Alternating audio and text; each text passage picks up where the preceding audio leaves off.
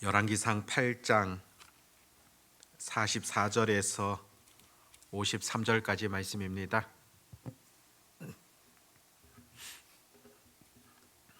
열왕기상 8장 44절에서 53절입니다. 우리 같이 하나님의 말씀을 읽도록 하겠습니다. 주의 백성이 그들의 적국과 더불어 싸우고자 하여 주께서 보내신 길로 나갈 때에 그들이 주께서 택하신 성읍과 내가 주의 이름을 위하여 건축한 성전이 있는 쪽을 향하여 여호와께 기도하거든 주는 하늘에서 그들의 기도와 간구를 들으시고 그들의 일을 돌아보옵소서. 범죄하지 아니하는 사람이 없사오니 그들이 주께 범죄함으로 주께서 그들에게 진노하사 그들을 적국에게 넘기심에 적국이 그들을 사로잡아 원근을 막론하고 적국의 땅으로 끌어간 후에 그들이 사로잡혀간 땅에서 스스로 깨닫고 그 사로잡은 자의 땅에서 돌이켜 주께 간구하기를 우리가 범죄하여 반역을 행하며 악을 지었나이다 하며 자기를 사로잡아간 적국의 땅에서 온 마음과 온 뜻으로 주께 돌아와서 주께서 그들의 조상들에게 주신 땅 곧 주께서 택하신 성읍과 내가 주의 이름을 위하여 건축한 성전이 있는 쪽을 향하여 주께 기도하거든 주는 계신 곳 하늘에서 그들의 기도와 간구를 들으시고 그들의 일을 돌아보시오며 주께 범죄한 백성을 용서하시며 주께 범한 그 모든 허물을 사하시고 그들을 사로잡아 간 자 앞에서 그들로 불쌍히 여김을 얻게 하사 그 사람들로 그들을 불쌍히 여기게 하옵소서. 그들은 주께서 철 풀무 같은 애굽에서 인도하여 내신 주의 백성 주의 소유가 됨이니이다. 원하건대 주는 눈을 들어 종의 간구함과 주의 백성 이스라엘의 간구함을 보시고 주께 부르짖는 대로 들으시옵소서. 주 여호와여 주께서 우리 조상을 애굽에서 인도하여 내실 때에 주의 종 모세를 통하여 말씀하신 같이 주께서 세상 만민 가운데에서 그들을 구별하여 주의 기업으로 삼으셨나이다. 아멘. 열왕기상 8장 말씀을 계속 살펴보는 가운데 있는데 솔로몬의 기도가 계속되어집니다. 지난 본문에서도 살펴보았듯이 범죄로 인하여서 적국에게 패하게 되었을 때 또 범죄로 인하여서 비가 내리지 않는다거나 각종 재해와 재앙이 내릴 때 그때 하나님 앞에 회개하며 하나님께 기도할 때 우리의 기도에 응답해 달라고 그렇게 간절히 구하는 솔로몬의 기도를 보게 됩니다. 오늘 읽었던 본문 속에서도 계속되어지는데 44절에 보면 주의 백성이 그들의 적국과 더불어 싸우고자 하여 주께서 보내신 길로 나갈 때에 그들이 주께서 택하신 성읍과 내가 주의 이름을 위하여 건축한 성전이 있는 쪽을 향하여 여호와께 기도하거든. 전쟁에 나아가면서 하나님 앞에 부르짖을 때 그들의 간구를 들어달라는 그런 기도라고 볼 수가 있습니다. 실제로 이스라엘의 전쟁이라는 것 하나님의 손에 달려 있는 것이지 않습니까? 병사의 숫자가 많음도 아니고 또 강력한 무기도 아니라 하나님의 손에 있다는 것을 그들은 분명하게 인식하고 있습니다. 실제로 하나님께서 도우실 때 가능한 것이지 않겠습니까? 물론 이것은 전쟁 자체를 정당화시키는 것은 아니라고 볼 수 있습니다. 본문에서도 기록되어지듯이 주께서 보내신 길로 나아갈 때에 그런 표현을 보게 됩니다. 자신의 욕심들과 자신들의 판단 그것으로 인하여 나아가는 것 아니라 주께서 원하시는 또 하나님의 뜻을 이루어감에 있어서 행하게 되어지는 그런 일들에 대하여서 하나님 은혜를 베풀어 주시옵소서 그렇게 구하고 있는 자세라고 볼 수가 있습니다.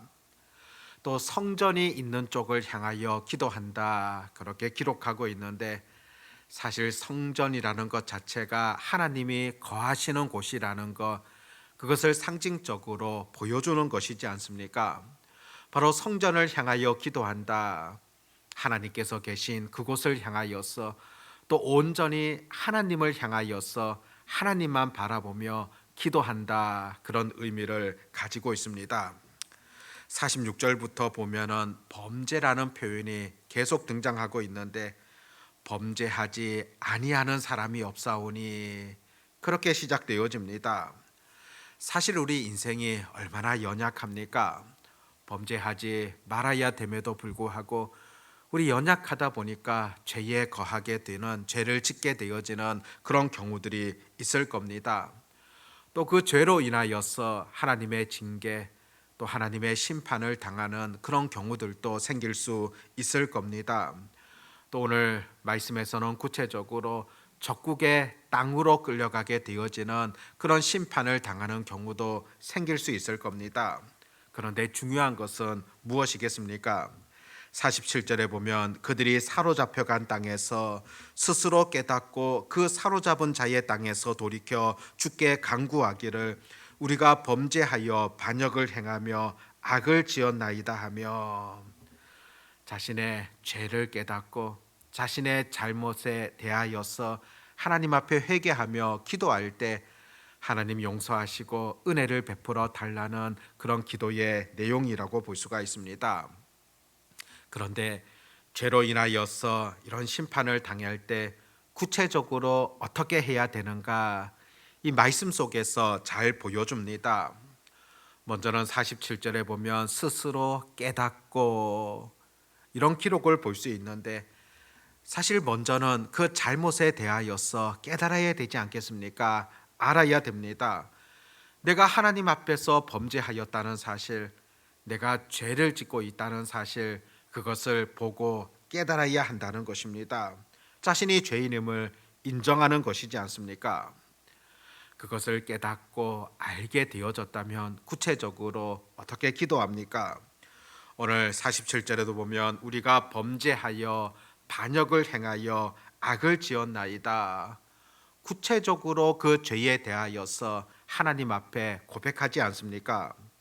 또 48절에 보면은 자기를 사로잡아 간 적국의 땅에서 온 마음과 온 뜻으로 주께 돌아와서 주께서 그들의 조상들에게 주신 땅 곧 주께서 택하신 성읍과 내가 주의 이름을 위하여 건축한 성전이 있는 쪽을 향하여 주께 기도하거든. 온 마음과 온 뜻으로 주께 돌아와야 된다. 그렇게 말씀하고 있습니다. 죄를 지은 이후에 그 악한 길에서 돌이킨 이후에 회개하며 기도한 이후에 이제는 주께로 온전히 돌아와 올 것이다. 그렇게 말해주고 있다는 것입니다. 사실상 우리의 회개라는 것이 그렇지 않습니까? 내가 죄에 대하여서 깨달았다고 한다면은, 하나님 앞에서 잘못된 길로 행하였다고 한다면은 그것을 깨닫고 또 구체적으로 주님 앞에 고백해야 됩니다. 그리고 고백한 이후에는 주께로 돌아와서 이제는 주께서 원하시는 그 길들로 향하는 것이 바로 온전한 회개다. 그렇게 볼 수 있는 것이지 않습니까? 하나님의 백성들 왜 죄에 대하여서 민감해야 되겠습니까? 51절에 보면은 우리는 주의 백성이기 때문이다. 주의 소유이기 때문이다. 그렇게 말씀합니다. 또 하나님의 것이기 때문이다. 하나님께 속한 자이기 때문이지 않습니까? 52절에도 보면은 주의 백성이라는 그런 말씀을 보게 되어지고 또 53절에서는 주 여호와여 주께서 우리 조상을 애굽에서 인도하여 내실 때에 주의 종 모세를 통하여 말씀하신 같이 주께서 세상 만민 가운데서 그들을 구별하여 주의 기업으로 삼으셨나이다. 세상 만민 가운데서 구별된 백성이기 때문에 하나님께서 구별된 자로 불러주셨기 때문에 우리들은 하나님이 원치 아니하는 그런 죄에 대하여서 민감해야 될 것이고 죄를 지었다고 한다면 온전히 회개함으로 하나님께로 나아가야 함을 분명하게 가르쳐 줍니다. 우리는 주의 백성이지 않습니까? 주의 소유가 되어졌습니다. 또 많은 사람들 속에서도 하나님 우리를 불러주셨고 구별된 하나님의 자녀이지 않습니까? 그렇다고 한다면 구별된 자로서 살아가는 것, 마땅한 그런 삶의 자세라는 것을 여전히 우리에게 보여줍니다. 오늘 내용을 통하여서 한 두 가지 정도 한 번 더 생각해 봅시다. 늘 우리가 삶을 살아가다 보면은 여러 가지 그런 상황에 직면하게 되어지는 경우들이 있을 겁니다. 때로 어려운 일들, 또 힘든 부분들을 만나는 그런 경우들도 생길 수 있습니다. 늘 우리가 그럴 때마다 늘 자신을 돌아볼 수 있는 그런 기회로 삼아야 됩니다. 오늘 이 솔로몬의 기도를 들여다보면은 솔로몬은 어려운 상황 속에서 자기에게 닥친 곤란의 상황 속에서 내 속에 죄가 있지 아니한가 그것을 들여다보게 되어집니다. 물론 삶의 어려운 일들이 죄로 인하여서 또 내 죄로 인하여서 직접적으로 벌어지는 결과는 아닐 겁니다. 그럴 수도 있지만은 그렇지 않을 수도 물론 있을 겁니다. 그럼에도 불구하고 우리는 어떤 상황 속에서도 하나님 앞에서 나의 모습이 어떠한가 그것을 들여다보며 묵상하게 되어진다면 그것 자체가 영적으로 유익되어지는 그런 길들이지 않습니까? 혹 오늘의 나의 삶 속에서 예상치 못했던 그런 일들을 겪고 있다고 한다면 하나님 앞에서 내가 어떻게 살아가는가 그것을 꼭 한번 점검해 보시기를 바랍니다. 그래서 내 자신을 돌아보며 하나님 앞에서 새롭게 알 수 있는 그런 기회가 되어져야 한다는 겁니다. 나아가서 더 중요한 것은 어떤 환경 속에서도 우리는 다른 것 생각하는 것 아니라 기도로 나아가는 것, 하나님 계신 그곳, 하나님의 온전한 살아계심 그것을 믿으며 기도로 나아가는 그 자세가 어떤 것보다도 소중하다고 볼 수 있습니다. 오늘 솔로몬의 기도도 보십시오. 자신은 여러 곤란의 상황 속에서도 하나님께로 나아가겠다. 내가 하나님 앞에 기도하겠습니다. 기도할 때 내 기도를 응답해 주시옵소서. 그렇게 반복하면서 말해주고 있지 않습니까? 성경은 우리가 늘 항상 기도하기를 쉬지 말고 기도하기를 그렇게 가르치지 않습니까? 기도는 바로 영적인 호흡이며 하나님과 교제하는 것이며 하나님과 대화하는 것이기 때문에 늘 우리가 드려야 되는 것이 바로 기도라는 것을 가르쳐 줍니다. 성경에서 우리 다니엘 잘 알고 있지 않습니까?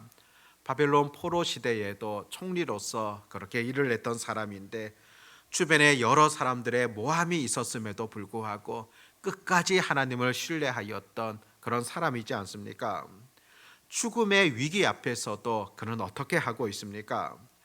다니엘서 6장 10절 말씀 보면 자기 집에 돌아가서는 윗방에 올라가 예루살렘으로 향한 창문을 열고 전에 하던 대로 하루 3번씩 무릎을 꿇고 기도하며 그의 하나님께 감사하였더라. 그는 늘 기도의 사람이었습니다. 어려운 그런 환경들, 죽음의 위기 그 앞에서만 기도했던 것이 아니다. 늘 평상시에 하던 대로 하루 3번씩 무릎을 꿇고 하나님 앞에 여전히 기도하였다. 그렇게 성경은 전해주고 있습니다. 다니엘에게 있어서 기도라는 것은 일상적인 삶이었다는 것을 보여줍니다. 신약 성경 보면 우리 예수님도 습관을 쫓아서 기도하셨다. 그렇게 기록됩니다. 습관이라는 것 어디 하루아침에 이루어지는 것입니까? 지속적으로 그와 같은 삶을 통하여서 나타나는 것 바로 습관이지 않겠습니까? 철로 역정을 썼던 존 버녀는 기도에 대하여서 이런 말을 냈거든요. 기도는 죄를 멈추도록 이끌지만 죄는 기도를 멈추도록 유혹할 것이다. 자주 기도하라. 왜냐하면 기도는 영혼을 위한 도움이요 사탄에게는 두통거리가 되기 때문이다. 기도하게 되어지면 죄를 멈추게 되어지는 그런 방법이 되어지지만 죄라는 것은 자꾸 우리의 기도를 멈추도록 만든다는 그런 점이 있다는 겁니다. 그래서 우리가 연약한 인생길이지만은 늘 죄에 노출되어져 있고 또 죄를 짓게 되어지는 가능성들이 많지만은 그럼에도 그 죄를 멈추도록 유도하는 것이 바로 기도라는 것을 가르쳐 줍니다. 기도하지 않게 되어지면 늘 악한 영적인 세력들이 우리들을 넘어뜨리려 우는 사자같이 두루 다니지 않겠습니까? 오늘도 기도함으로 우리가 나아가시기를 바라고, 기도함으로 그 성령의 능력으로 이 험한 세상을 이겨야 되지 않겠습니까? 오늘 솔로몬의 기도를 다시금 우리가 기억하면서 우리도 어떤 환경 속에서도 어떤 상황 속에서도 하나님께 기도함으로 나아갈 수 있도록, 또 때로 범죄함 속에서 죄 속에서 하나님 앞에 회개함으로 또 늘 나의 모습이 어떤가를 들여다볼 수 있는 그런 주의 백성들이 되어지도록 오늘 이 새벽에도 기도로 나아가는 그런 은혜가 온전히 우리 모두에게 있어지기를 바랍니다. 기도하겠습니다. 하나님 아버지, 솔로몬의 기도의 그런 내용들을 우리가 살펴보게 되어집니다. 아버지 하나님, 우리가 이 땅을 살아가다 보면은 예상치 않는 그런 환경을 만나는 경우들도 있고, 또 원치 않았던 그런 경우들을 만날 수도 있습니다. 그럴 때마다 늘 우리들을 돌아보게 하여 주시옵시고, 또 하나님 앞에 우리의 모습이 어떠한가를 영적으로 들여다보게 하여 주시옵고, 또 궁극적으로 하나님 앞에 기도로 나아가는 그런 주의 자녀들 되게 해 주시기를 간절히 원합니다. 세상의 많은 사람들 속에서 하나님 우리를 불러주셨고, 또 구별된 백성으로 삼아주셨으며 하나님의 자녀로 삼아주셨습니다. 이 놀라운 특권이 있다는 사실을 놓치지 않게 하여 주시옵고, 또 하나님의 자녀이기에 늘 하나님과 교제하며 또 늘 하나님 앞에 기도로 나아가는 그런 은혜가 늘 삶 가운데 펼쳐지게 하여 주시기를 간절히 원합니다. 아버지 하나님, 늘 습관을 따라서 기도하게 하여 주시옵시고, 또 쉬지 말고 기도하게 되어지는 그런 삶들 되게 해 주시옵소서. 아버지 하나님, 내일은 또 거룩한 주일 우리가 하나님 앞에 나와 예배하게 되어집니다. 그냥 형식적인 그런 예배 드려지는 것 아니라 우리의 마음과 정성을 다하여서 또 준비되어진 그런 예배를 드릴 수 있도록 하나님 인도하여 주시옵소서. 아버지 하나님, 우리 흥덕 향상교회를 하나님의 능력의 손으로 꼭 붙들어 주셔서 하나님을 기쁘시게 하는 교회에, 또 마지막 때에 하나님 앞에 아름답게 쓰임 받는 그런 교회 되게 하여 주시옵시고, 모든 성도들 무엇보다 하나님의 뜻을 쫓아가며 하나님께서 원하시는 길들을 따라갈 수 있는 그런 은혜와 다짐들, 결단들이 있게 해주시기를 소망하옵나이다. 오늘 새벽에도 저희들을 불러주시고 또 하나님 앞에 나와 기도할 수 있도록 은혜를 주셔서 감사를 드립니다. 이 모든 것 또한 하나님께서 인도해 주셨고 또 하나님께서 지켜주셨기에 가능하다는 사실을 우리가 고백하게 되어집니다. 이 은혜의 때에 더 하나님 앞에 감사하며 이 은혜의 시기에 더 하나님을 온전히 모시며 높여드릴 수 있는 그런 삶 되게 해 주시옵소서. 오늘도 전능하신 우리 주님만을 온전히 의지하옵고 우리 주 예수님의 이름으로 기도드립니다. 아멘.